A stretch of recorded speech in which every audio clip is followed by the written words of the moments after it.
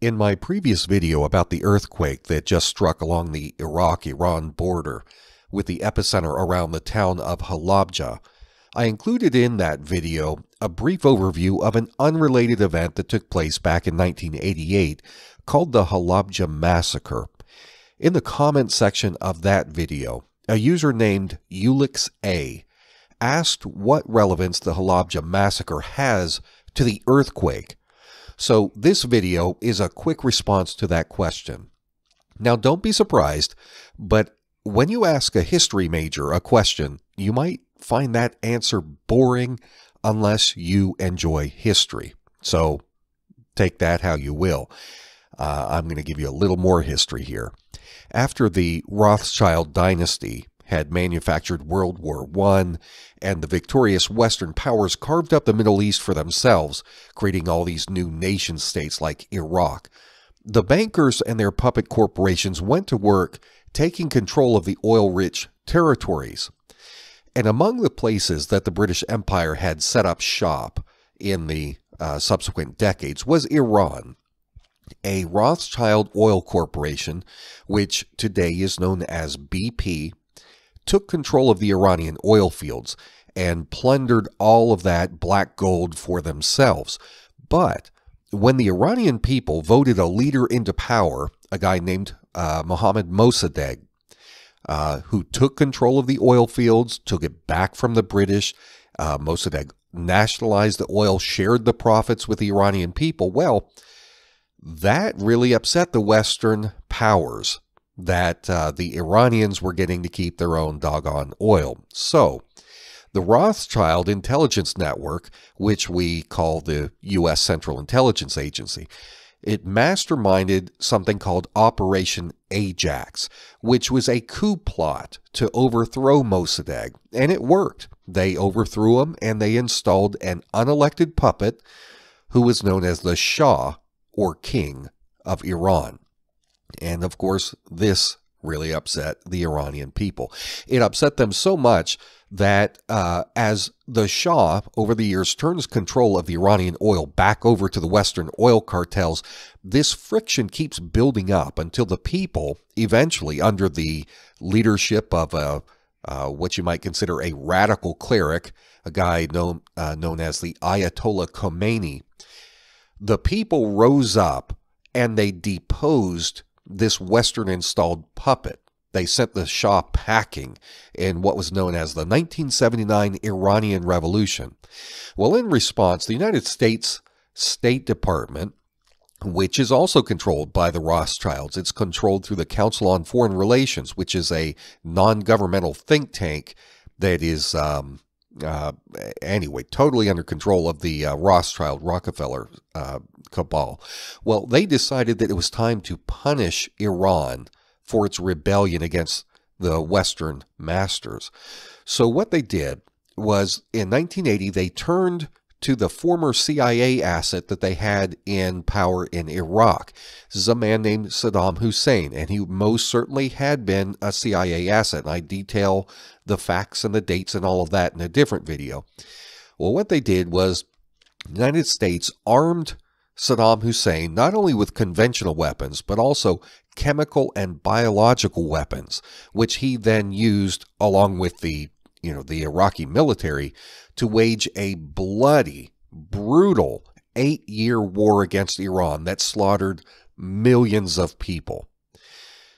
Well, in the final days of that war, when Iran was actually making gains against Saddam Hussein, and they had even taken over the Iraqi town of Halabja, Hussein responded by dropping chemical bombs on the town.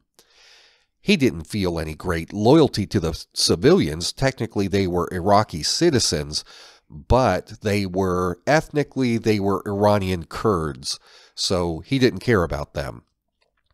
So what happens is a massacre of thousands of Iranian Kurdish civilians in this bombing attack. Now let's skip forward to today. Right now, there are geopolitical moves being taken that constitute the opening salvos in a new war against Iran. The reason for continued U.S. boots on the ground in Iraq is because after the USA wiped out the Iraqi government in 2003, it created a huge power vacuum. Saddam had made the foolish mistake of trying to actually stand up for himself and not continue to be a puppet, and we can't have that. So they knocked him off and took the oil. Well, this created a power vacuum with no government there. The United States has had every opportunity to try and set up a government, but they really don't want a good functional government, because once the nation stands up on its own 2 feet again, they're going to do the same thing. They're going to say, hey, wait a second, what's with you guys taking all our oil? How about we keep a little for ourselves? We don't want that. Don't want a repeat of what happened in Iran. So you keep them kind of on their knees with no kind of good, stable government. Well, this has created a power vacuum. The people of Iraq are furious. They hate us for what we've done, kind of like the Iranian people were really upset with what the British had done to them. Well, in Iraq, you have a very large Shiite population. Let me just tell you real briefly. In Islam, there are 2 primary factions. There are the Sunnis, which make up the vast majority. I'm talking about close to 90% of Islam is Sunni Muslim. Saddam Hussein was Sunni. Al-Qaeda, ISIS, all of these people are Sunni. Wahhabi Sunni. But anyway, the other major faction is the Shiites. Shia make up around, 10 to 15% of the total Islamic population. Most of them live in Iran. Most Shiites in the world are in Iran. But they do have some large populations in other places. There are a significant number of Shiites in Iraq. So in Iraq, in this destabilized area, it's no surprise that neighboring Iran is going to exert influence, especially with a large Shiite population. Well, that's what's happening. It was just natural for this to take place. Iran is gaining power all over the region. The United States has gone in and upended everything, overthrown government after government. But Iran has come in and filled the power vacuum. And that is very concerning to the Rothschild Syndicate, because it challenges their authority. It challenges their control over the region's oil and other resources. So for the last several years, we have seen the Rothschild New World Order Syndicate going around knocking off any leaders who stand in their way, or anyone who is loyal to Iran. So, for example, Libya's Muammar Gaddafi, he had moved away from the U.S. petrodollar.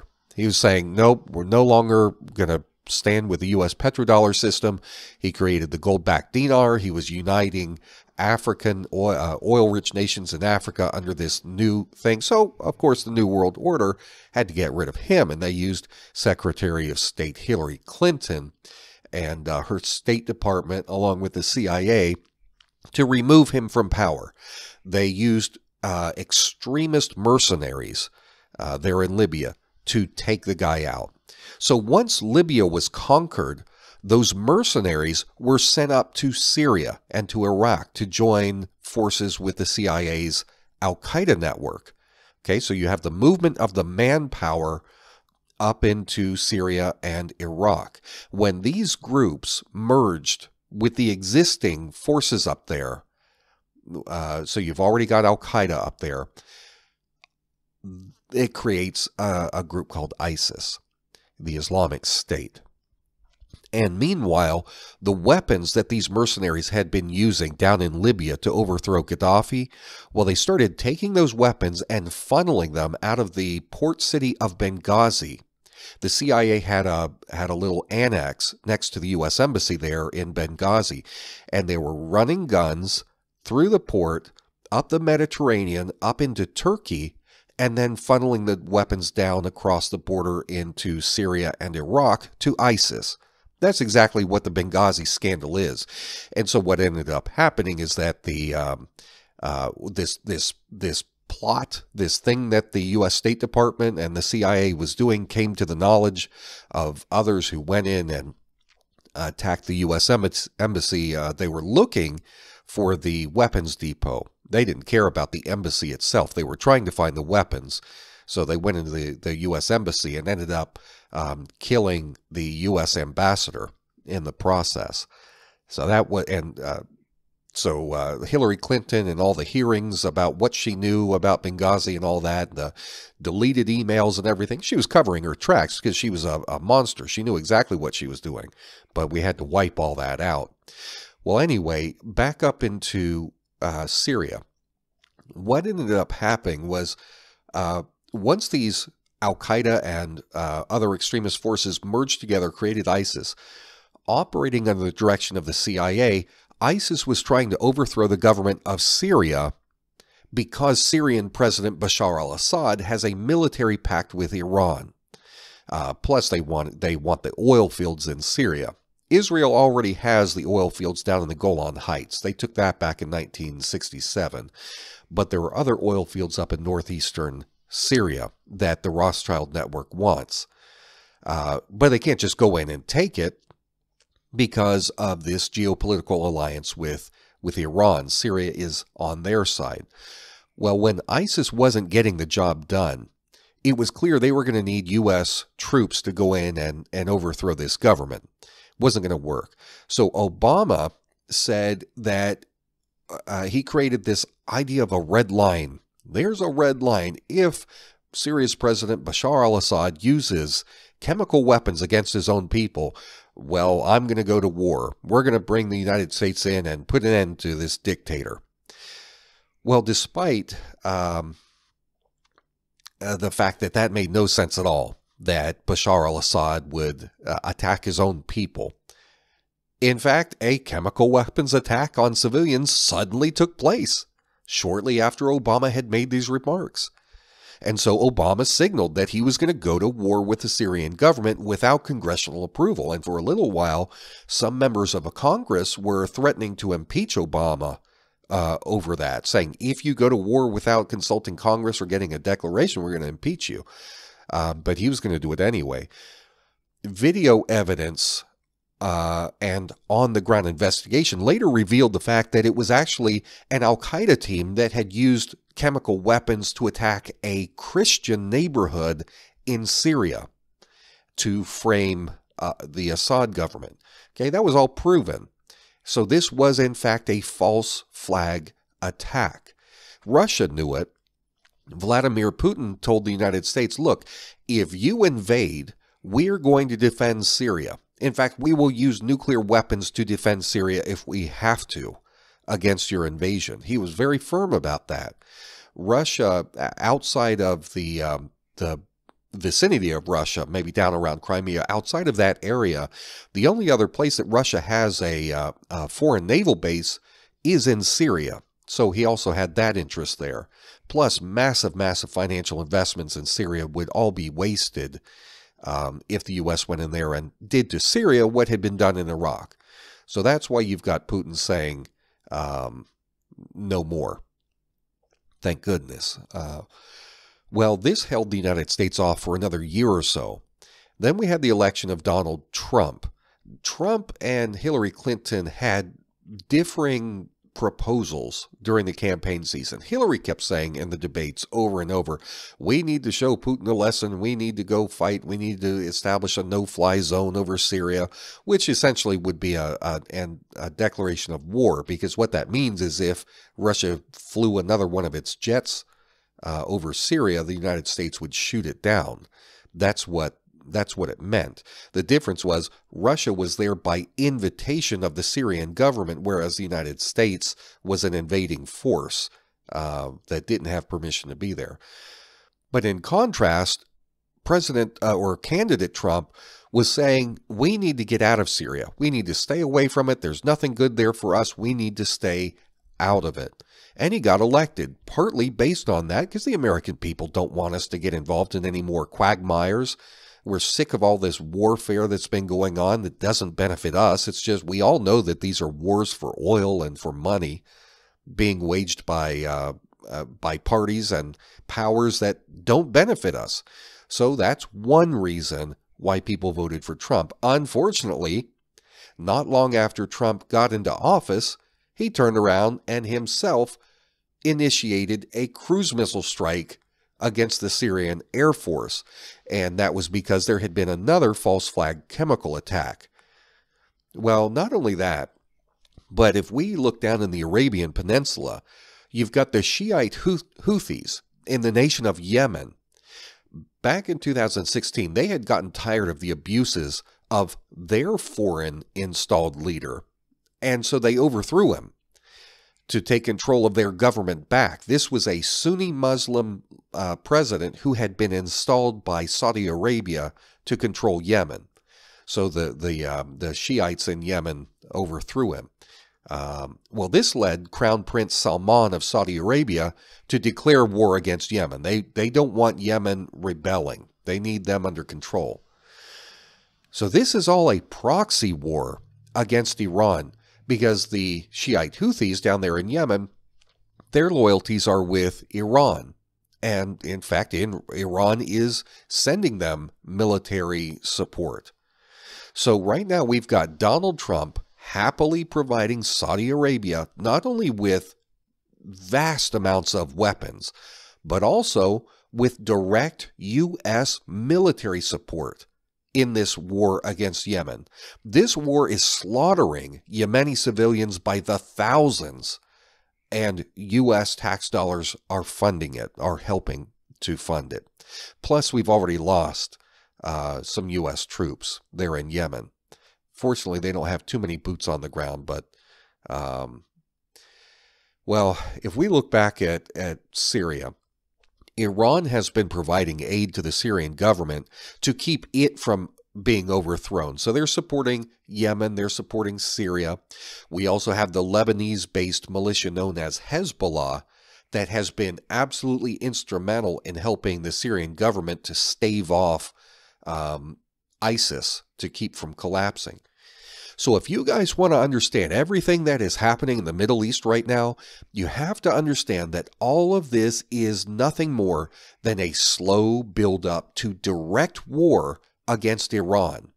It is no coincidence that this past week, the government of Saudi Arabia said that both Iran and Lebanon have declared de facto states of war against the Saudis, which is absolutely not true. Total propaganda. But Saudi Arabia is now calling for its citizens to leave Lebanon. Looks like they are preparing for war. And not to be left out, Israel is making its own war plans. Israel and Saudi Arabia, if you don't know this, they have formed an alliance. Along with the United States, this alliance is seeking to carve out a new country from northeastern Syria. Because of the help of Russia and Iran and Lebanon, the Rothschild war to overthrow Syria failed. So what they're doing instead is they are now fighting to simply carve out the northeastern region of the country where the oil fields are. They want to create an autonomous region that's populated by the Kurds. You know, if you can't take the whole country, at least take the region that has the oil.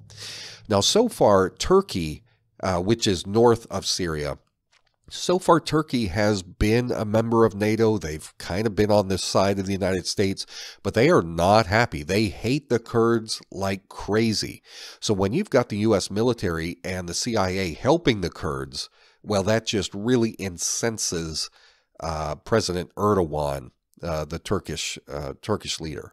And that's why Erdogan is going back and forth between alliances with the USA, alliance with Russia. Eventually, we're going to see a break. Eventually, we're going to see Turkey either end up leaving or getting kicked out of NATO. NATO doesn't want to kick them out because Turkey is so strategically important. So they're going to do all they can to try and keep them in NATO. So the better thing to do is what they've already tried to do once, and that is to overthrow Erdogan. We had in, I think it was 2016, summer of 2016, there was the failed coup where the CIA was trying to overthrow Erdogan because they want to keep Turkey in NATO. They just don't like Erdogan, who is nothing more than a mafia thug. The guy's awful. Well, all right, having said all that, I told you don't ask a history major a question if you're not ready for some history. But let's get to it. How is this relevant to the earthquake that took place today? In the buildup to war against Iran, almost anything at this point could serve as the spark to ignite that war. Israel or Saudi Arabia, they could attack Lebanon. Another false flag could take place. Anything could happen. So when we have a significant event take place in Halabja, which is full of mostly Iranian Kurds, this is a very historically significant place. We need to look to see if it is connected in any way to the current geopolitical fighting that's taking place. Now, it's likely that this earthquake was nothing more than a natural event. However, I have listened to some reports today by a few different seismologists who are expressing some confusion over the quake. They've suggested that it has some inexplicable elements to it. So with those doubts by professionals being expressed, I think it's worth taking a look at the possibility that this earthquake was man-made. The concept of an earthquake machine, I know it sounds ridiculous.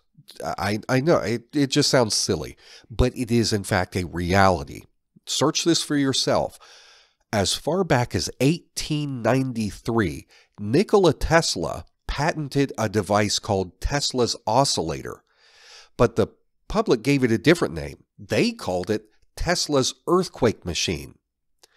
And Tesla himself once claimed that his oscillator could destroy the Empire State Building in New York City with nothing more than 5 pounds of air pressure if one of these oscillators was attached to a girder on the building.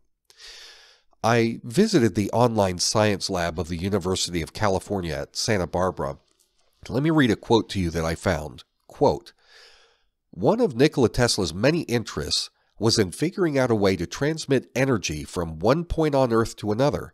He knew that if he was able to build an apparatus that could create strong vibrations at a particular frequency, the vibrations would travel through the Earth and could be measured far away. Essentially, he would be able to cause an earthquake. The design of this oscillator is fairly straightforward. Air, or steam, is forced inside the oscillator and then undergoes compression oscillations at frequencies which could be varied. Amazingly, the device Tesla constructed is quite small, 7 inches long, and weighing less than 2 pounds. Purportedly, while operating this device in 1898, Tesla's lab was destroyed by violent shaking." That's the end of the quote. But let me also read to you an excerpt from an article. This is back from 1935. It was a paper in Ohio called the Zanesville Signal. Quote, "One day," again, this is 1935, "one day violent tremors shock a neighborhood. They centered mysteriously in one building. People were thrown into panic. Firemen and police responded to alarms. Suddenly the vibrations stopped. Tesla said the quake ceased when he snatched up a hammer and knocked a gadget from the wall of his laboratory. His workshop then was in the most affected building. Where it is now, he refused to reveal. The gadget, he said, was a vibration amplifying mechanism set to harmonize with the building's vibrations. He said a small quake maker could shake a whole city to pieces." And that's the end of the quote. So for those who say that the idea of a modern-day earthquake device is unrealistic, well, I say this. Nikola Tesla patented this device and was creating man-made earthquakes 124 years ago. The only thing that is unrealistic is the belief that the military-industrial complex has been unable or uninterested in improving upon that device, despite the passage of more than a century. Man-made earthquakes are absolutely real. Now, whether or not this earthquake on the border of Iran was man-made or not, I can only speculate. I don't know. But given everything going on geopolitically in the build-up to war with Iran, I think it is irresponsible and intellectually dishonest of us to not consider the potential connection here. My own opinion at the moment is that the earthquake was natural, but I'm keeping my eyes open to other possibilities. For the End Times News Report, I'm Jake Morphonios.